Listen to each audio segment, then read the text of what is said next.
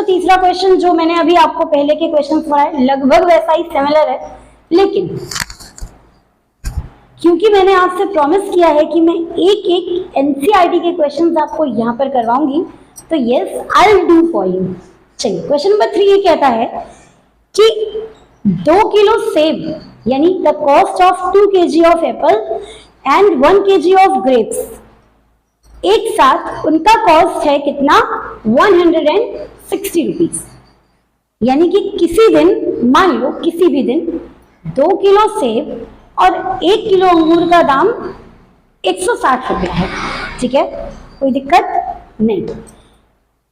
कुछ दिनों के बाद यानी आफ्टर 1 मंथ, कुछ महीने के बाद यानी 1 महीने के बाद उसका दाम बढ़ जाता है, किसका, सेब और अंगूर का। And 4 kgs of apple and 2 kgs of grapes simultaneously cost ₹300। 4 kilo सेब और 2 किलो अंगूर का दाम अब कितना हो जा रहा है, 300 रुपया। तो इस दिए गए कंडीशन पर आपको फिर से एल्जेब्रिकल यानी बीजगणितीय और ग्राफिकल यानी ज्यामितीय आपको ग्राफ्स बनाने हैं। चलिए शुरू करते हैं। तो सबसे पहले क्या मानेंगे, जिन 2 यूनिट्स को आपसे सवाल में पूछा जाता है, किसे पूछा जा रहा है, सेब और अंगूर को, तो यहां हम किसे अज्यूम करेंगे, एप्पल एंड ग्रेप्स। यानी लेट अस अज्यूम, क्या अज्यूम, कॉस्ट ऑफ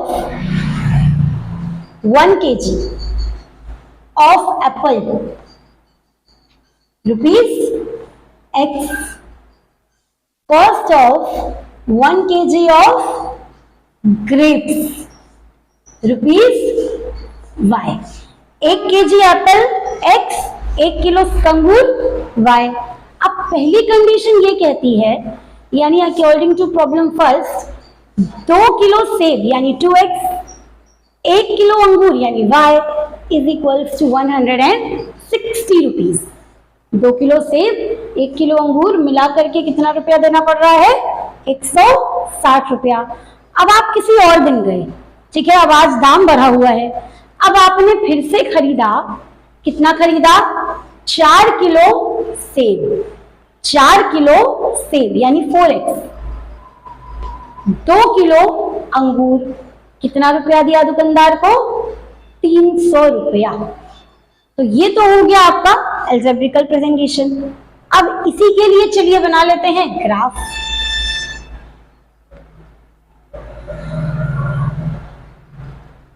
ठीक, पहली एक्सप्रेशन है 2x plus y is equals to 160। देखो बच्चों, अभी तक हम जो भी वैल्यूज ले रहे थे x ले रहे थे, यानी x को लेफ्ट साइड रख रहे थे और y को राइट साइड भेज दे रहे थे। लेकिन यहाँ पर अगर आप देख पाओ तो y का कोफिशिएंट अपने को 1 दिया हुआ है, यानी इस केस में हम y को यहाँ 160 माइनस 2x, यानी इस एक्सप्रेशन को हम इस तरह से लिख सकते हैं, यानी कि जैसे जैसे आप x की वैल्यू डालेंगे आपको y की वैल्यू वैसी वैसी मिलती जाएगी।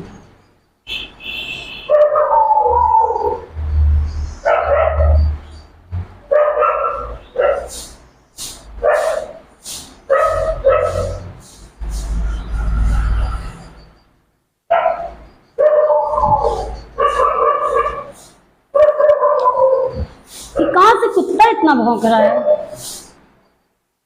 कहां से कुत्ता इतना भौंक रहा है। देखिए, अब समझने वाली बात यह है कि जिस तरह हमने क्वेश्चन नंबर 2 में देखा, क्या देखा कि वैल्यूज आपको यहाँ पर 1300 में दी थी, तो हमने क्या अज्यूम कर लिया था, 1 यूनिट इज इक्वल्स टू 10। तो यहाँ पर भी आपको वैल्यूज अगर 1 2 डालोगे तो वैल्यूज बड़ी ऑड सी मिलेंगी। ऐसे केस में आप वैल्यू 10 20 30 40, यानी कि आपको x या y की वैल्यू अकॉर्डिंग टू जो आपको वैल्यू दी होती है उसके अकॉर्डिंग वैल्यू रखनी होती है। तो जो आपको सोल्यूशन मिलता है वो हमेशा कैसा मिलता है, एग्जैक्ट मिलता है, यानी आपको वैल्यू गलत मिलेगी ही नहीं। कब नहीं मिलेगी, जब आप यहाँ पर ये देखेंगे कि जैसी वैल्यू आपको दी गई है उसके अकॉर्डिंग आप अपने x या y की वैल्यू रख रहे हो, ठीक है। अब मान लो यहाँ पर मैं 1 रखूं, बताओ 160 में से 2 निकालोगे 158, कितना वियर्ड सा नंबर है जिसे आप ग्राफ पे प्लॉट कर रहे हो, ठीक है। तो ग्राफिकल प्रेजेंटेशन के लिए ये बात दिमाग में रखना कि जिस पैटर्न पर आपको नंबर्स दिए हों उसी पैटर्न पर आप x या y की वैल्यूज रखेंगे। तो यहाँ पर टेंस के रिप्रेजेंट में टेंस के पैटर्न पर दिया है। पिछले वाले क्वेश्चन में 100, 200, 1300, 1400 ऐसी वैल्यूज आ रही थी, यहाँ पर 160 है। तो हम यहाँ पर x की वैल्यू कैसी लेंगे, 10, 20, 30 एटसेट्रा। चलो x की वैल्यू रखते हैं यहाँ पर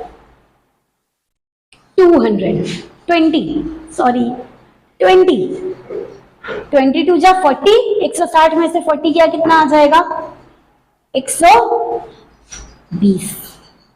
आगे बढ़ते हैं, x की वैल्यू रख दो अभी 40, 42 जा 80, 160 में से 80 गया, वापस से क्या आ जाएगा 80। एक और वैल्यू रख दो 80, 82 जा 160, 160 और 160 माइनस हो जाएंगे, वैल्यू क्या आ जाएगी 0। इस वैल्यू को आप और इजी रख सकते हैं एक और ग्राफ में, क्योंकि 12, 13, 15, 16 भी प्लॉट करना थोड़ा सा मुझे वियर्ड लग रहा है। बाकी आप करेंगे तो आंसर आएगा, ऐसी बात नहीं है, लेकिन आपके लिए ये सवाल और आसान लगे इसलिए मैं एक बार और कोशिश करूंगी आपके लिए।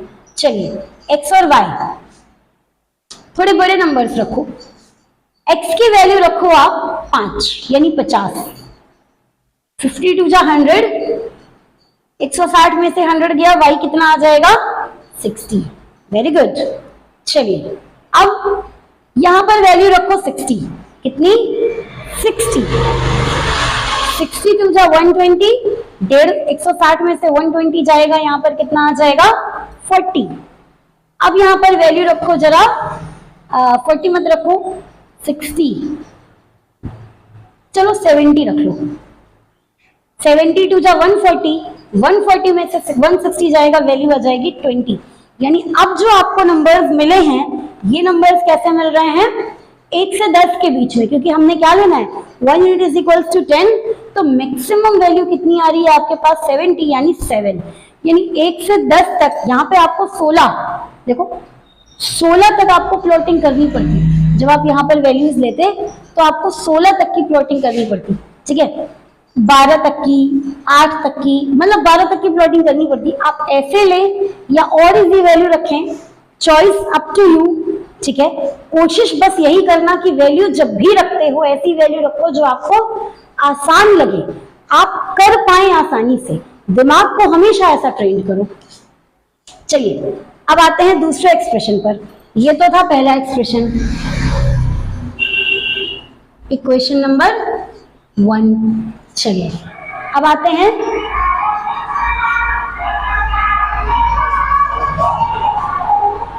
इक्वेशन नंबर 2 पर। इक्वेशन नंबर 2 क्या कहती है भाई, 4x plus 2y is equals to 300। यहां पर मैंने पहले भी बताया कि जब आपके पास या तो कोफिशिएंट यूनिटी है, आइडेंटिटी है यानी 1 है, सबसे पहले गो फॉर इट। अगर नहीं है then go for even numbers जिसमें से भी 2।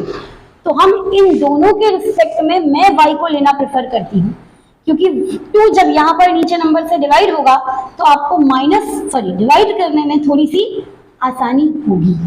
देखो यहाँ पर नीचे लेकर के आओ जरा, बाय 2 कितना आराम से ये हो गया 150 और यहाँ पर हो गया 2x। ये आ गई आपकी y की वैल्यू। चलिए इस कंडीशन पर रख करके अब हम ग्राफ प्लॉट करते हैं, यानी वैल्यूज प्लॉट करते हैं।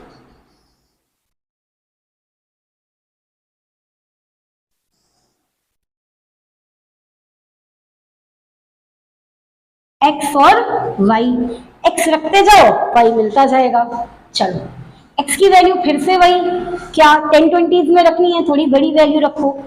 x की वैल्यू रखो 5 यानी 50, तो 52 जा 100, 150 में से 100 जाएगा, यहां पर कितना बचेगा 50।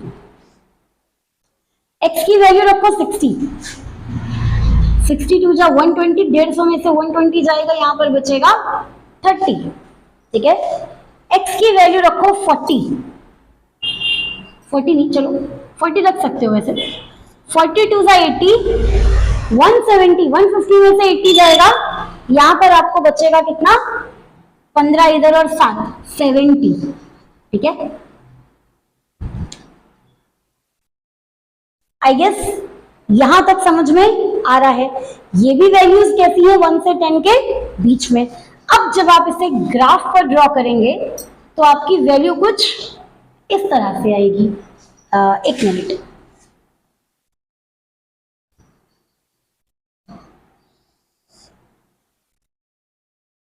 ठीक है।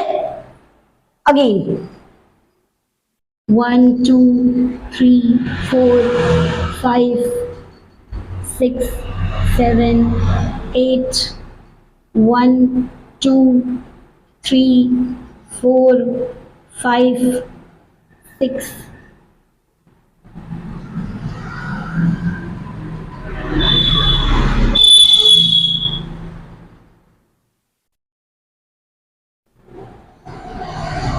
थोड़ी सी मुझे यहाँ लाइन की कमी पड़ रही है, तो मैं इसे 7 मेरा यहाँ चला गया है। चलिए इट्स ओके। चलिए आते हैं, मैं इस वाले ग्राफ को प्लॉट करूंगी। पहली वैल्यू है मेरे पास 5,6। क्यों? क्योंकि मैंने यहाँ अज्यूम किया हुआ है कि 1 यूनिट इज इक्वल्स टू 10, तो 50 60 की जगह क्या हो जाएगा, 5,6। कहाँ मिलेगा 5,6? आइए देखते हैं। ये रहा आपका 5 और ये रहा आपका 6, तो अप्रोक्सीमेट आपकी वैल्यू आएगी, पॉइंट मिलेगा आपको यहाँ कहीं। नेक्स्ट वैल्यू है आपके पास 6,4, तो 6 आपके पास जस्ट उसी के बगल और 4 आपके पास यहाँ पर रहा। तो जब आप इसे प्लॉट करेंगे तो आपकी वैल्यू कुछ आएगी यहाँ पर, ठीक है। नेक्स्ट पॉइंट है आपका 7,2, तो 7 आपके पास ये रहा उसी के जस्ट बगल, और 2 आपको वैल्यू मिलेगी यहाँ कहीं। तो जो आप प्लॉटिंग करेंगे वो वैल्यू आपकी कुछ यहाँ कहीं आएगी। अब ये देखिए एक स्ट्रेट लाइन बनती है, जब आप इसे आराम से ड्रॉ करोगे ना, कुछ ये ऐसा ग्राफ देगा। कौन सी लाइन का इक्वेशन है ये, इस पर इक्वेशन लिख देते हैं। ये आपकी इक्वेशन है 2x + y = 160, तो 2x + y = 160। ये लाइन है आपकी इस इक्वेशन के लिए। चलिए दूसरे के लिए ड्रॉ करते हैं। 5,5, वेरी गुड। 5 कहाँ है, ये रहा। 5 कहाँ है, ये रहा। दोनों को प्लॉट करेंगे तो लगभग आपकी वैल्यू कुछ यहाँ पर मिलेगी। नेक्स्ट है आपके पास 6,3, 6 आपका ये रहा और 3 आपका वैल्यू कुछ यहाँ पर मिलेगा, ये रहा आपका 3, तो 6,3। नेक्स्ट वैल्यू है 4,7, तो 4 तो आपके पास ये रहा और 7 आपके पास, मुझे यहाँ पर जगह नहीं मिल रही थी तो मैं थोड़ा ऊपर चले गई। हियर इट इज 4,7, 4,7, रुक जाओ, 4,7, हाँ बिल्कुल। अब जब आप इसे प्लॉट करेंगे, देखो जब आप इसे प्लॉट करेंगे तो ये वाली लाइन आपकी कुछ इस तरह से आएगी, ठीक है। इस पर भी एक्सप्रेशन लिख देते हैं। ये आपकी एक्सप्रेशन है 4x + 2y = 300। This is the complete presentation of question number 3, exercise number 3.1। तो आज के लिए इस वीडियो में बस इतना ही। मिलते हैं नेक्स्ट वीडियो में, यानी कि नेक्स्ट लेक्चर में। तब तक के लिए बाय बाय, टेक केयर।